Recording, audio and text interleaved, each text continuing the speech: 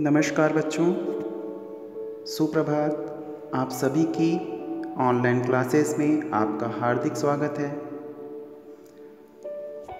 बच्चों, आज हम कक्षा 8 की पाठ्य पुस्तक, हिंदी पाठ्य पुस्तक वसंत भाग 3 के पाठ संख्या 1 ध्वनि, जो एक कविता है, उसका अध्ययन करने जा रहे हैं। तो सभी लोग बिल्कुल ध्यानपूर्वक इस वीडियो को देखेंगे, इसमें कही गई बातों को समझेंगे, क्योंकि यदि एक बार आपने कविता को अच्छे से समझ लिया, उसके अर्थ को, उसके भाव को समझ लिया, तो फिर आपको कभी भी उससे संबंधित कोई भी प्रश्न पूछा जाएगा, वो आप आसानी से अपनी भाषा में उसका उत्तर लिख सकते हैं और सही लिख सकते हैं। यही चीज़ें आप कविता के अलावा कहानी, कोई भी पाठ हो, उससे संबंधित यदि आपने उस पाठ को अच्छे से समझ करके पढ़ा है, तो आपको कभी भी उसके प्रश्नोत्तर रटने नहीं पड़ेंगे। तो चलिए चलते हैं कविता की ओर।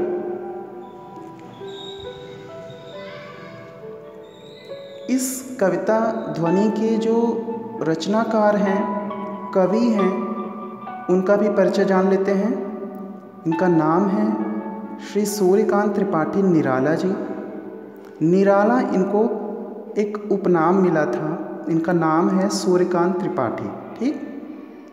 जन्म इनका 1897 ईस्वी में महिसादल, मेदिनीपुर, पश्चिम बंगाल में हुआ था। वैसे इनके पूर्वज कानपुर के रहने वाले थे, लेकिन इनका जन्म पश्चिम बंगाल में हुआ था। इनकी मृत्यु 15 अक्टूबर 1961 में हुई। इन्होंने अपने जीवन में बहुत सारे कष्ट देखे, बहुत सारी परेशानियां देखी, फिर भी ये कभी हिम्मत नहीं हारे। इन्होंने अनेक रचनाएं की, जिनमें कुछ प्रसिद्ध हैं अनामिका, परिमल, गीतिका, आराधना, कुकुरमुत्ते, राम की शक्ति पूजा आदि। तो आज हम इन्हीं की एक कविता ध्वनि का अध्ययन करेंगे। कविता देखते हैं। अभी न होगा मेरा अंत, अभी अभी ही तो आया है मेरे वन में मृदुल वसंत, अभी न होगा मेरा अंत। प्रस्तुत कविता को लिखने के पीछे कवि का एक उद्देश्य है। वो उद्देश्य सबसे पहले जान लें।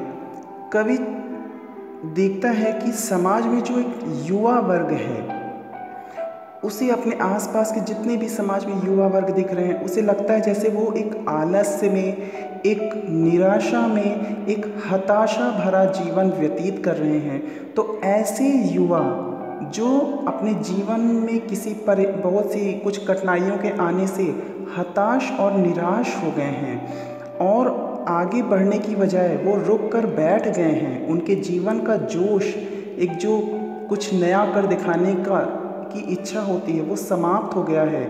तो कवि ऐसे नौयुवाओं को जगाना चाहता है, उनके जीवन में फिर से वही नयापन, वही जोश, वही उत्साह उत्पन्न करना चाहता है। तो वो कविता के माध्यम से, कवि का काम होता है कि वो अपनी कविता, नाटक, कहानी से समाज को संदेश दे, और वो यही काम यहाँ पे कर रहे हैं। कवि कहते हैं, अभी न होगा मेरा अंत, अभी अभी ही तो आया है मेरे वन में मृदुल वसंत, अभी न होगा मेरा अंत। मृदुल वसंत, वसंत जो है एक ऋतु का नाम है। ये वसंत ऋतु आपके, ये जो इधर आपका वसंत पंचमी पड़ता है जनवरी के या फरवरी के स्टार्टिंग में, जनवरी के लास्ट या फरवरी के स्टार्टिंग में लगभग होता है। वो जो एक समय होता है वसंत का, उसमें क्या होता है, ना तो ज़्यादा गर्मी होती है, ना ही ज़्यादा सर्दी, बिल्कुल सम मौसम होता है, सुहावना मौसम होता है, और जिसके कारण पशु पक्षी, पेड़ पौधे, मनुष्य, सभी को वो मौसम बहुत सुहावना लगता है। उस मौसम में सभी के अंदर एक नया उत्साह, एक ताजगी होती है। जैसा कि गर्मी में हम देखते हैं आलस्य है, ठंडी में बहुत ठंड के कारण लोग काम करने से कतराते हैं, लेकिन वो वसंत का मौसम बहुत ही सुहावना होता है। इस कारण से चारों ओर प्रकृति में भी एक नया जोश दिखाई देता है। प्रकृति नए नए तरह तरह के फूलों से लद जाती है।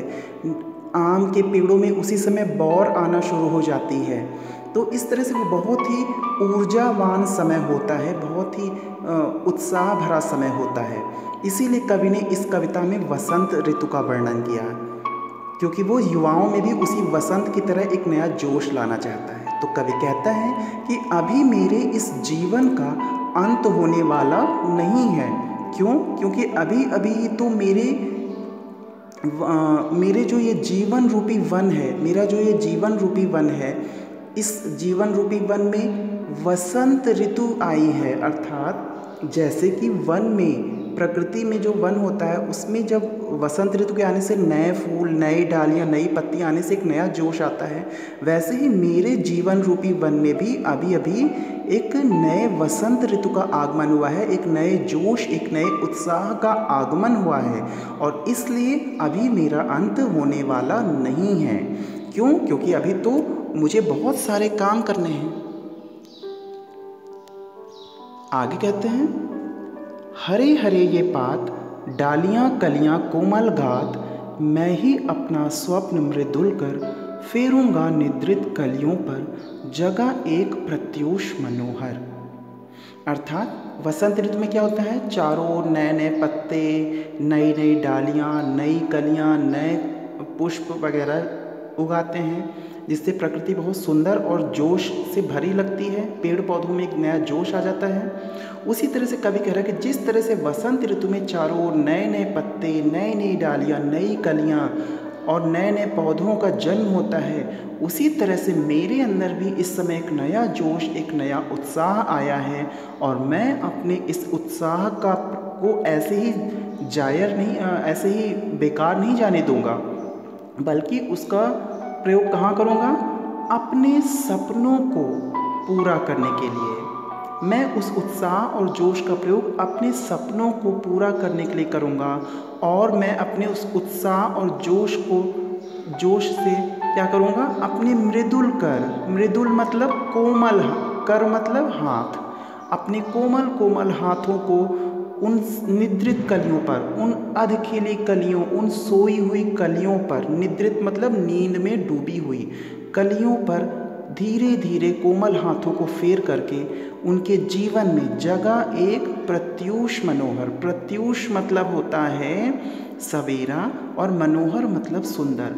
उनके ऊपर अपने कोमल कोमल हाथों को फेर करके उन सोई हुई कलियों के जीवन में एक नए सवेरे का, एक सुंदर सवेरे का आगमन करूँगा।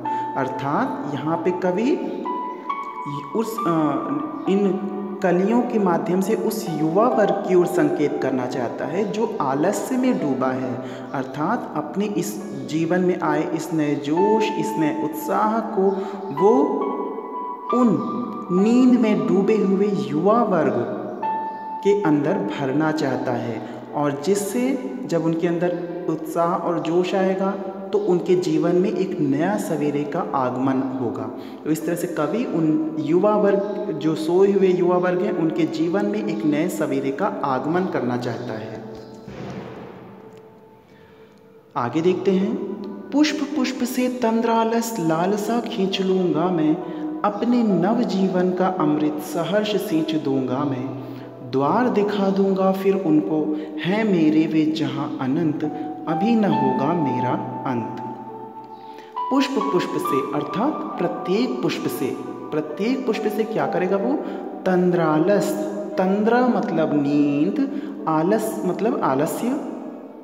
तो कह रहा है कि मैं प्रत्येक पुष्प से नींद और आलस्य खींच करके उनमें क्या करूँगा?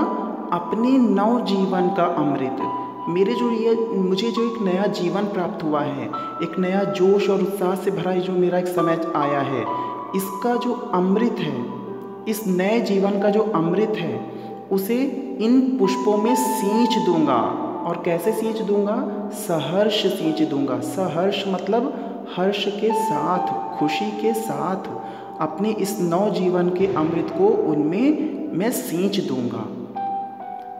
अर्थात यहाँ पे कवि कहना चाह रहा है कि उस युवा वर्ग, प्रत्येक पुष्प यानी उस प्रत्येक युवा से जो इस देश का भविष्य है, उसके अंदर भरी हुई नींद और आलस्य को खींच करके मैं अपने इस नए जोश, इस नए उत्साह को जो मेरे जीवन में आया है अभी अभी, तो इस मैं अपने नए जीवन के नए जोश और उत्साह को उन युवाओं के अंदर भर देना चाहता हूँ।